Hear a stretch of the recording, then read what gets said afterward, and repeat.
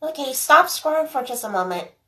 It's only meant for me to almost everybody who actually knew about the situation here. Here's the thing.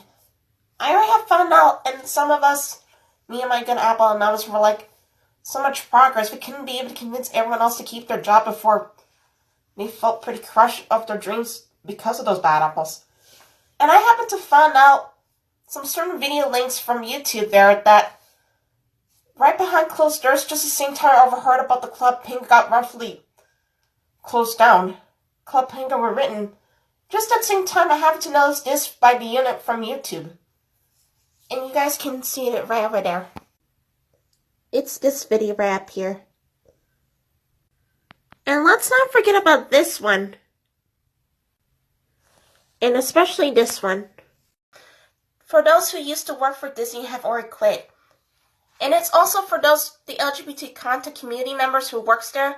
So it's Christians, Black, White, Asian, Muslim, Mexican, every one of you. Including the patrons who really did in the protest of the Disney by Daily Wire, as mentioned. Listen to me, it's not your fault the kids can't talk. They get easily afraid, and there's so many things that they're afraid to talk about, even they're forced against their will. It's like no matter how many times they try to speak up for themselves, they're afraid they're going to get yelled and angry at by their parents or guardians they thought they can trust. And unlike the bad apples who never seem to learn, you actually been there as much as I do. We all been through a lot. There is a chance you can still make amends and fight this without getting hardcore political. And if these bad apples like you saw in part 1 are going to admit they're committing a crime behind closed doors, what happens in the dark comes to light. So the reason why I'm saying this is part 3. What happens in the dark comes to light. Without Dharma and Studios' message, we wouldn't understand, and I wouldn't understand that we all end up getting duped.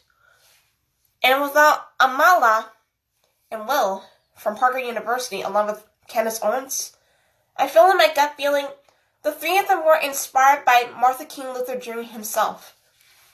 There is still a chance that all of you guys can put your differences aside and make amends.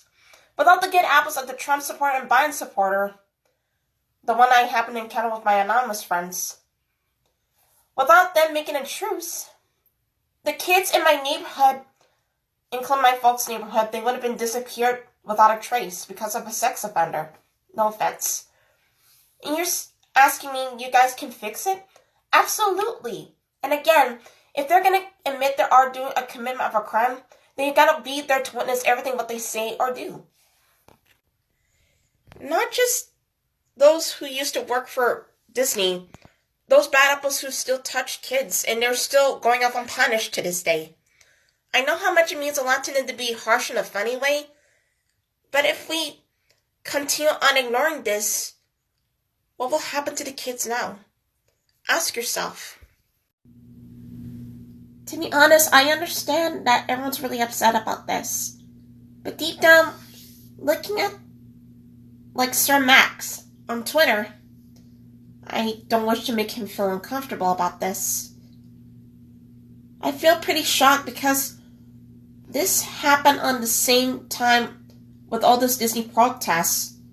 And the people who are powerful in the Disney company, they roughly punishing a fandom, Club Penguin, for no reason, just the same time those guys go off unpunished and think they have a right to do what they want. And I have to say, it's also toxic management's at fault. It's starting to give them way too much power and freedom and excessive force right against every good-hearted people's will. And they're roughly punishing every good-hearted people who have nothing to do with that. They didn't even commit it verbally or physically. Don't you think? From heart to heart speaking, I knew Disney long and well growing up as a kid. Thanks to the Disney Play Along, Sing Along, and thanks to my Toon Enough fandom of Toontown and many other crossover fandoms. And especially everybody out there. To those of who are working on Disney, next generation of Disney, and especially of all above family-friendly businesses, you guys are all capable to know what is right and wrong, no matter which circumstance may come in the way. And no matter what anybody else thinks, no matter the unexpected might happen. To the next generation for Disney and many other communities out there, if you know what's going on, just do the right thing. Trust your gut. And as for those bad apples from part 1, if they can't see how wonderful you are in doing the right thing, if they can't see anything as part of their job in a good way, maybe they're just not the right role models for you.